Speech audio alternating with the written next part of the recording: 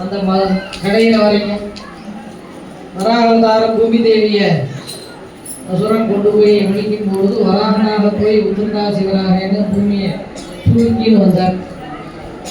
அந்தந்த க்ஷண நேரத்தில் நிருசிம்ம அவதாரம் சத்தியம் விதாதும் நிஜ சத்திய பாஷிதம்னு பக்தன் சொன்ன சொல் பொய் போகக்கூடாது.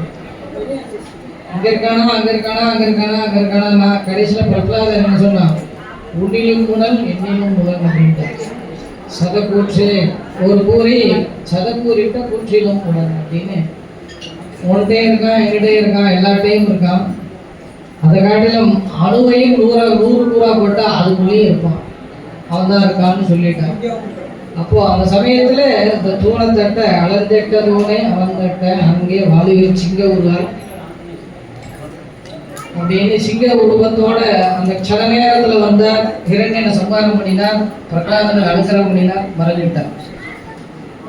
இதெல்லாம் ஆவேச அவதாரம்னுங்க. அடுத்து பரசுராம அவதாரம், ஸ்ரீராம அவதாரம், வாமன அவதாரம். இந்த அவதாரங்கள்லாம் என்னன்னா ஒரு அம்மாவுடைய கர்ப்பத்தில் போய் இருந்து அதுக்கு சில அவகாசம் எடுத்துட்டு அவதாரம் பண்ணி குருகுல வாசம் பண்ணி வேதம் அத்தியனம் பண்ணி சாஸ்திரங்கள்லாம் வாசித்து அப்புறம் தான் மகாபலிகிட்ட தானம் வாங்க வர்றார் வாமனர். 5 வயது குழந்தையாக வர 5 வயசு குழந்தைக்கு எப்படி படிக்க தெரியும்னா விசேட குழந்தை படிக்கும். இப்போவே 2 வயசுலாம் திருக்குறள் சொல்கிற குழந்தை இருக்குது இல்லையா, 1 வயசுலேயே நல்லா டேலண்டான குழந்தைகள் இப்போவே இருக்கு. உலக அதிசயம்னு அவளெல்லாம் கூப்பிட்டு பரிசு கொடுக்குறான், கின்னஸ் புத்தகத்தில் போடுறான். இப்போவே நம்ம பார்க்குறோம். இப்போ இருக்குது பகவானை கேட்கணுமா, 5 வயசில் ஒரு வேத அத்தியனம் என்னத்தையும் பண்ணுவார்.